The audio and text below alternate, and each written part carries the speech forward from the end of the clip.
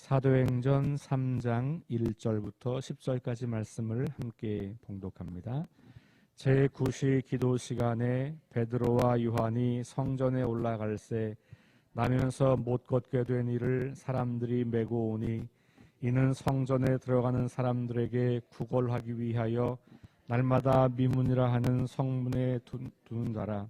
그가 베드로와 요한이 성전에 들어가려 함을 보고 구걸하거늘 베드로가 요한과 더불어 주목하여 이르되 우리를 보라 하니 그가 그들에게서 무엇을 얻을까 하여 바라보거늘 베드로가 이르되 은과 금은 내게 없거니와 내게 있는 이것을 내게 주노니 나사렛 예수 그리스도의 이름으로 일어나 걸으라 하고 오른손을 잡아 일으키니 발과 발목이 곧 힘을 얻고 뛰어서서 걸으며 그들과 함께 성전으로 들어가면서 걷기도 하고 뛰기도 하며 하나님을 찬송하니 모든 백성이 그 걷는 것과 하나님을 찬송함을 보고 그가 본래 성전 비문에 앉아 구걸하던 사람인 줄 알고 그에게 일어난 일로 인하여 심히 놀랍게 여기며 놀라니라.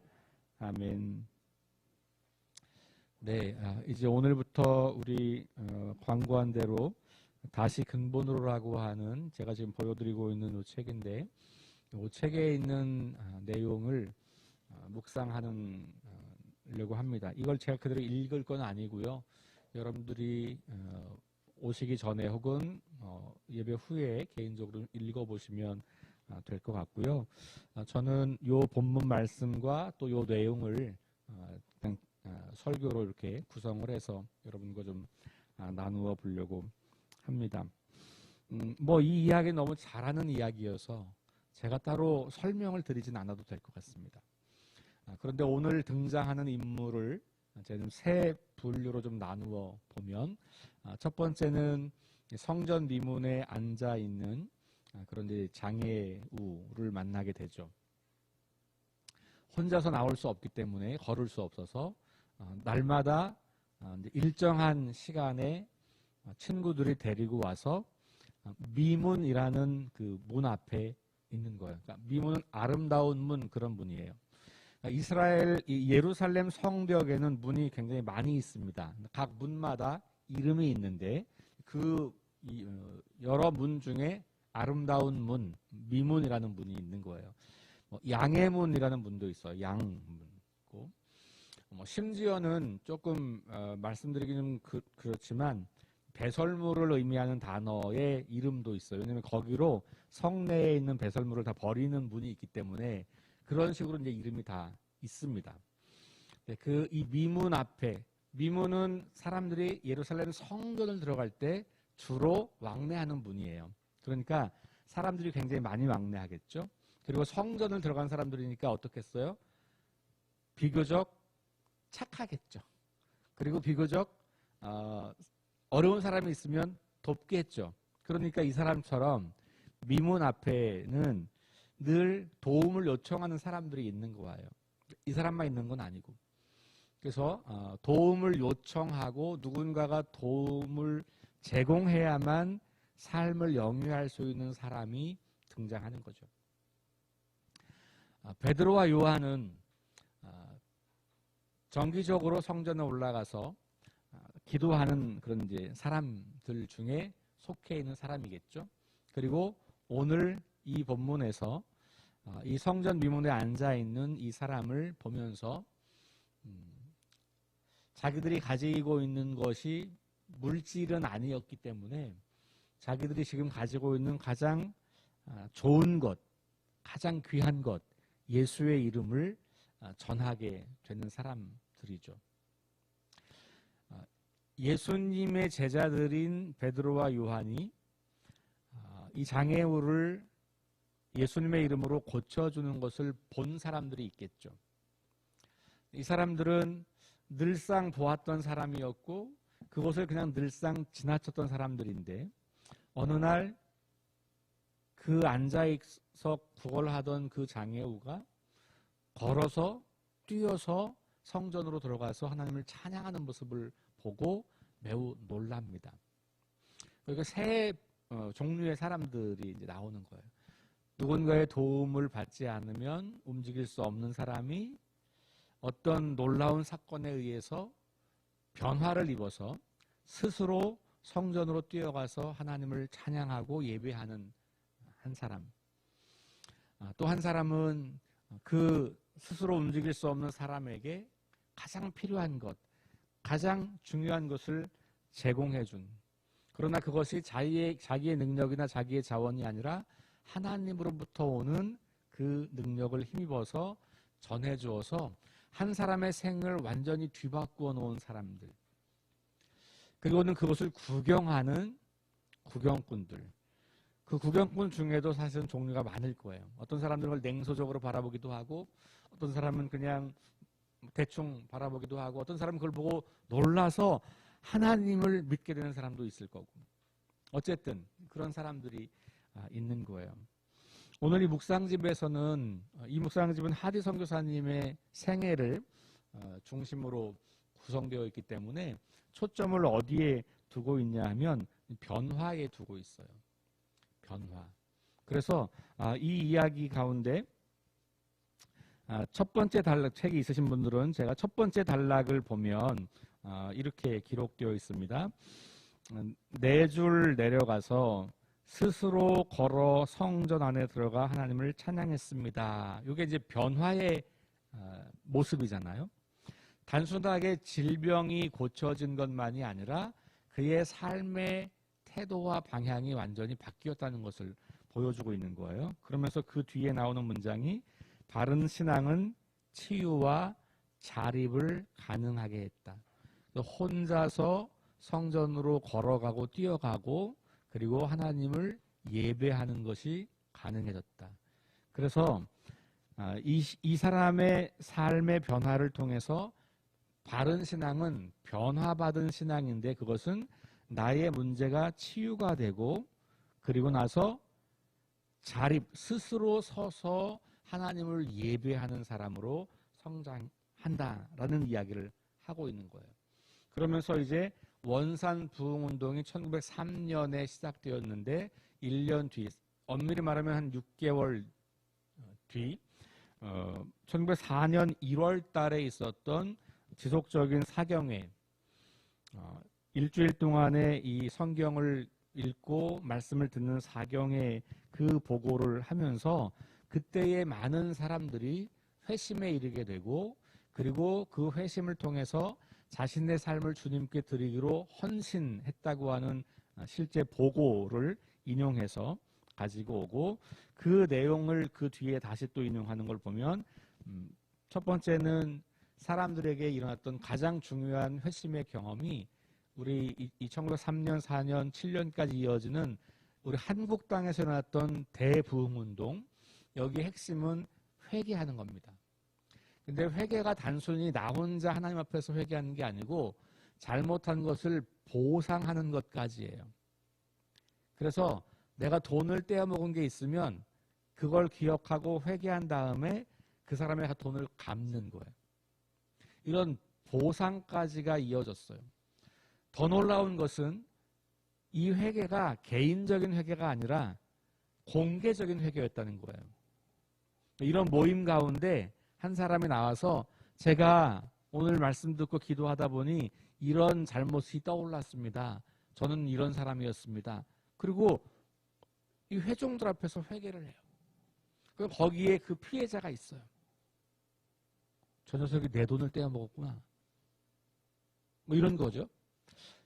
놀라운 것은 그 피해자가 그 가해자를 용서한다는 겁니다. 더 놀라운 것은 그 보상금으로 받은, 그러니까 예전에 떼었던 그 돈을 받아서 그것을 가지고 교회의 리더를 세우는데 헌금한다는 거예요. 이런 일들이 우리 한국 교회 안에 일어났습니다. 진정한 회개와 변화, 그리고 그 변화가 미래의 교회를 책임질 리더를 위해서, 그래서 이 뒷부분에 가면 결국은 이제 선교사에 의해서 시작된 교회가 스스로 우리 한국 기독교인들에 의해서 스스로 세워지고 스스로 사람을 보내고 스스로 복음을 전하고 그런 신앙을 갖게 되었다라는 이야기를 하고 있죠. 마지막 부분에 가면 자원전도, 자립운영. 여기 자원이라는 것은 내가 스스로 전도한다는 거예요. 그러니까 선교사가 한국 사람을 전도하는 시대에서 이제는 회개하고 변화된 한국 사람들이 한국 사람들에게 전도하는, 그리고 미국의 혹은 외국의 선교사들의 도움을 받아서 시작된 한국 교회가 교인들의 자발적인 헌금에 의해서 운영이 되기 시작하고 사람들을 키우는 일을 하기 시작했다는 것이죠. 이런 이야기들을 우리에게 소개하면서 스스로 서서 복음 전하기라는 제목으로 오늘 이 묵상집의 내용이 구성되어 있습니다.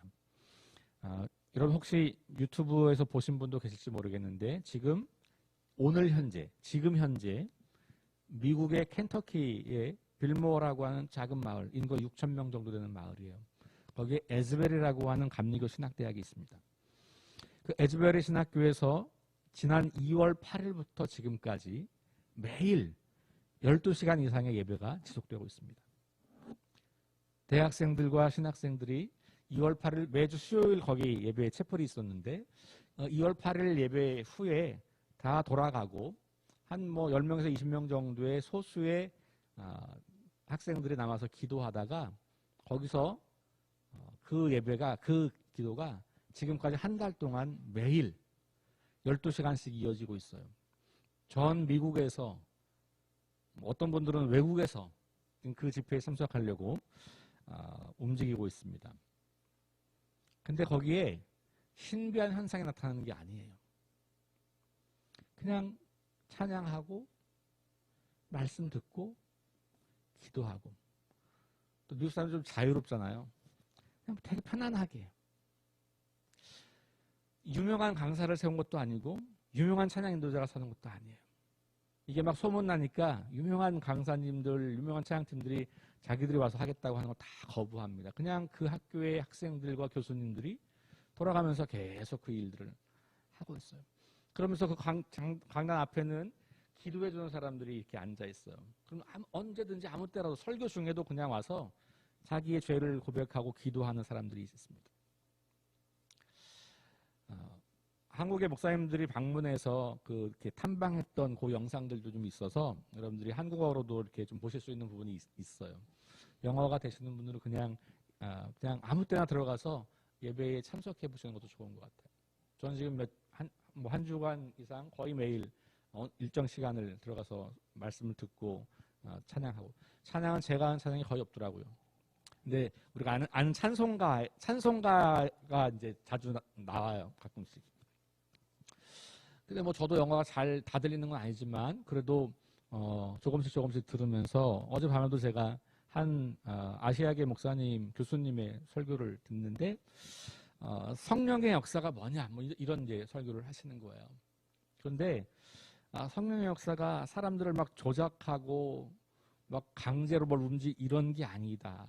오히려 말씀을 듣고 내 삶을 변화시키려고 하고, 그리고 아주 일상적인 삶에서 하나님의 말씀대로 살아가는 것, 이런 이야기들 하면서 어쨌든 다양한 그 학교의 교수님들이 설교하시고, 그리고 찬양 인도자들이 찬양 인도하고, 그러니까 학생들이 하는 거예요. 지금 전 미국이 난리가 났습니다. 거기 참여하려고 10시간 운전을 해서 와서 8시간을 기다려서 그 성전에 들어가요. 어린아이들도 있습니다. 할아버지도 있습니다. 그래서 모르겠어요. 이 현상이 어떤 것인지 모르겠어요. 그런 분명한 것은 하나님이 일하고 계시다고 하는 것은 분명한 것 같아요. 거기서 어떤 일들이 일어날지 모르겠어요. 그리고 거기 참석하는 사람들이 돌아가서 자신의 삶에서 어떤 삶의 변화를 일으킬지는 잘 모르겠어요, 아직까지. 그러나 그 운동이 지금 미국의 많은 대학들에서 다시 그런 집회들이 시작되고 있고, 심지어는 우간다, 아프리카, 이 아시아 다른 나라들에서도 이런 일들이 지금 벌어지기 시작했다는 보고들이 있습니다. 성령께서 일하시고 그 일하심을 경험한 사람들이 결국 그 변화를 우리가 증명하는 것은 뭐냐 하면 신비한 체험이 아니에요. 신비한 체험을 경험했고 체험했다면 그래서 우리의 삶이 뭐가 달라졌는가. 그래서 달라진 삶을 사람들에게 보여줄 때 그 변화가 진짜 변화인 것이죠. 근데 많은 사람들이 자꾸 현상에 주목하는 거예요. 현상. 그런 현상은 기독교에서만 일어나지 않아요. 모든 종교가 신비한 현상이 다 있습니다. 그런데 우리 기독교의 독특함은 현상은 지속되지 않지만 그 현상을 통해서 회심하고 변화된 사람들이 실제로 자신의 삶에서 그 변화된 삶을 계속해서 살아서 사람들에게 하나님의 살아계심을 그 변화된 삶으로 증거한다는 거예요. 베드로와 요한을 통해서 하나님의 신비한 놀라운 치유 역사가 일어났잖아요. 그 현상이 아니라 그리고 난 다음에 이 사람이 성전으로 들어가서 하나님을 찬양하고 예배하는 걸 사람들이 본 겁니다. 그리고 그 본 걸 통해서 하나님께 영광을 올려드리는 일들이 일어나게 된 거죠. 하리 목사님 시대 1903년 4년 한국 땅에서 일어났던 이 성령의 역사에서도 놀라운 변화가 있었고 체험이 있었고 그것이 그 교회 안에서 멈춘 게 아니라 일상의 삶으로 확장되어서 변화된 삶을 통해서 사람들이 하나님을 더 알아가고 예수 그리스도를 믿는 사람들이 늘어났다는 거예요. 지금 미국 땅에서 이루어지고 있는 그 신비한 어떤 일주일 한 달 동안 지속되고 있는 이 예배의 새로운 부흥의 이 물결이 어떻게 이 사회를 변화시킬지 기대가 참 많이 됩니다. 저와 여러분들에게도 개인적인 그런 경험들이 있으실 거예요. 그 경험이 여러분들의 삶을 어떻게 바꿔 놓았는지, 그리고 그 바꿔놓은 게 단순히 며칠을 가고 끝난 게 아니라 지금까지도 지속적으로 우리의 삶을 이끌고 있는지, 그런 걸 한번 좀 점검해 보시고, 회심 이후 하나님을 만났던 그 경험 이후에 하나님께 우리 자신을 드리기로 했던 그 결단, 그리고 그 결단을 지금도 계속해서 이어가고 있는 그 부분을 다시 한번 좀 점검하면서 혹시 옛날에 그 경험을 다 잊어버리고 있다면, 옛날에 그 결단과 기도와 헌신의 그 다짐을 다 망각하고 있다면 다시 그때를 좀 기억하시면서 내게 일어난 변화, 그래서 내가 지금 살아가고 있는 나의 삶의 모습들을 점검하시고, 이 책의 제목이 다시 근본으로, 다시 처음으로 그런 말이거든요. 다시 우리가 처음 주님 만났을 그때로 돌아가서, 그리고 그 긴 시간의 간격을 뛰어넘어서 지금도 그 감격과 기쁨과 그 변화의 경험으로 스스로 계속해서 성장하여 하나님을 기쁘시게 하는 삶을 살아가는 여러분 될 수 있기를 주의 이름으로 축원합니다. 우리 함께 기도하겠습니다.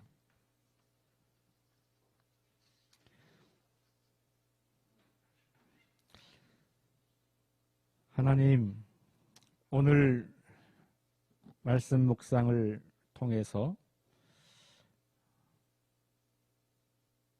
온전한 치유를 경험하고 스스로 성전에 걸어 들어가서 뛰며 하나님을 찬양했던 한 사람을 보고 그 사람을 목격하고 놀라워하는 사람들, 그리고 그 한 사람을 변화시키기 위해서 세상이 가지고 있는 것은 아니지만 하나님으로부터 온 그 능력으로 예수 그리스도의 이름으로 치유를 했던 그 이야기를 우리가 함께 보았습니다. 또한 1904년 원산에서 일어났던, 이 땅에서 일어났던 성령의 역사하심을 보았습니다.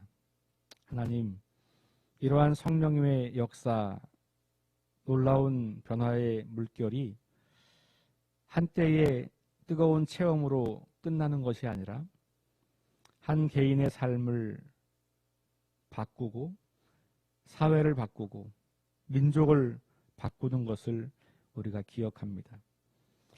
오늘 우리들도 각자가 가지고 있었던 그런 영적 체험, 신비한 체험, 주님과의 만남의 경험들이 있을 줄 압니다. 그 경험을 통해서 우리가 어떻게 달라졌는지, 어떻게 계속해서 그것을 일으키신 하나님을 전하고 있는지, 어떻게 그 하나님 앞에 나 자신을 드리기로 결단했는지, 그리고 지금도 그것이 여전히 유효하게 진행되고 있는지를 생각해 봅니다.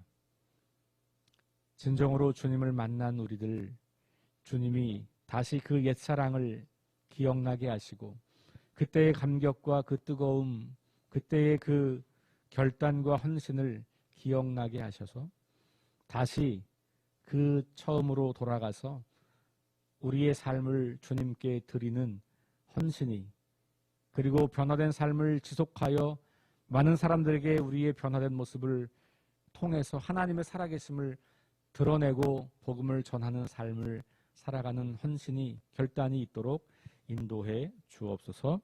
감사드리며 예수님 이름으로 기도합니다. 아멘. 우리 함께 합심해서 기도하실 텐데요. 주보에 나와 있는 것처럼 하나님 말씀이 내 삶의 기준이 되게 해주십시오. 기도하시고 자기 중심성을 내려놓고 서로 용납하고 용서하고 사랑하게 해주십시오. 김희동 권사님의 의식 회복과 또 질병과 나약함 가운데 있는 분들을 치유해 주십시오. 주보에 나와 있지는 않지만 오늘 아마 이제 한 시간 정도 뒤면 우리 윤세지 성도가 출산을 위해서 유도분만을 시작한다고 합니다. 그래서 잘 건강하게 신모와 아이가 건강하게 출산할 수 있도록 우리 송병준 집사님, 윤세지 성도 가정입니다. 위해서 기도해 주시고요. 지진으로 인해서 고통당하는 투르키예와 시리아의 하나님의 은혜를 부어주십시오. 우리 함께 합심해서 기도하시고 개인 기도하고 돌아가겠습니다. 기도합시다.